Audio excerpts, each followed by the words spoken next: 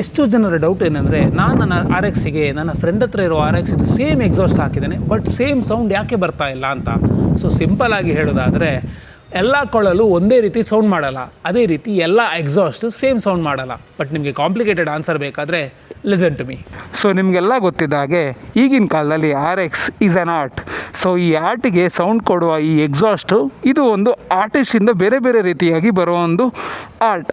So ಈ ಎಕ್ಸಾಸ್ಟಲ್ಲಿ ಸಹ ತುಂಬ ಡಿಫ್ರೆಂಟ್ ಟೈಪ್ಸ್ ಆಫ್ ಎಕ್ಸಾಸ್ಟ್ ಬರುತ್ತೆ. ಅಥವಾ ನೀವು ಸೇಮ್ ಎಕ್ಸಾಸ್ಟ್ ಹಾಕಿದ್ರು ಇದರಲ್ಲಿ ಒಳಗೆ ಇರುವ ಗ್ಲಾಸ್ ವೂಲ್ ಆಗಲಿ ಅಥವಾ ಮಫ್ಲರ್ ಆಗಲಿ ಬೇರೆ ಬೇರೆ ಟೈಪ್ ಬರ್ತದೆ. ಇದರಲ್ಲೂ ಅಷ್ಟೇ ಇಲ್ಲಿ ನಿಮಗೆ 6 ಹೋಲ್ ಅಥವಾ 6 ಸ್ಟೇಜ್ ಎಕ್ಸಾಸ್ಟ್ ಅಂತ ಬರುತ್ತೆ, 4 ಸ್ಟೇಜ್ ಅಂತ ಬರುತ್ತೆ.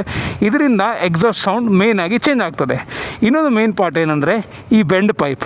ಈ ಬೆಂಡ್ ಪೈಪ್ ನಿಮಗೆ ಇಂಜಿನಲ್ಲಿ ಆ್ಯಕ್ಚುಲಿ ಒಂದು ಬೇರೆ ರಿದಮ್ ಆಗಲಿ ಬೇರೆ ಟ್ಯೂನ್ ಆಗಿ ಕೊಡುವ ಒಂದು ಆ್ಯಕ್ಚುಲಿ ಕ್ಯಾರೆಕ್ಟರ್.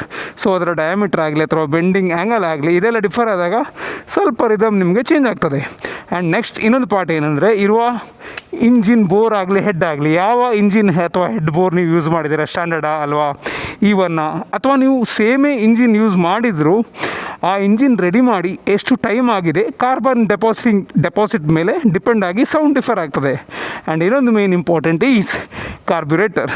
ಸೊ ನೀವು ಕಾರ್ಬ್ಯುರೇಟರ್ ಯಾವ್ದು ಯೂಸ್ ಮಾಡಿದ್ದೀರಾ ಅದರ ಡಿಪೆಂಡಿಂಗ್ ಆಗಿ ನಿಮಗೆ ಇಂಜಿನಲ್ಲಿ ಬೇರೆ ಬೇರೆ ರೀತಿ ಸೌಂಡ್ ಆಗಲಿ ರಿದಮ್ ಆಗಲಿ ಬರ್ತದೆ. ನೀವು ಕಾರ್ಬ್ಯುರೇಟರ್ ಕೂಡ ಸೇಮ್ ಹಾಕಿದರೆ ಟ್ಯೂನಿಂಗ್ ಡಿಫ್ರೆಂಟ್ ಆಗಿರುತ್ತೆ ಆ್ಯಂಡ್ ನೀವು ಬಿಡೋ ರೀತಿಯಲ್ಲೂ ಡಿಫ್ರೆಂಟಾಗಿ ಸೌಂಡ್ ಮಾಡುತ್ತೆ.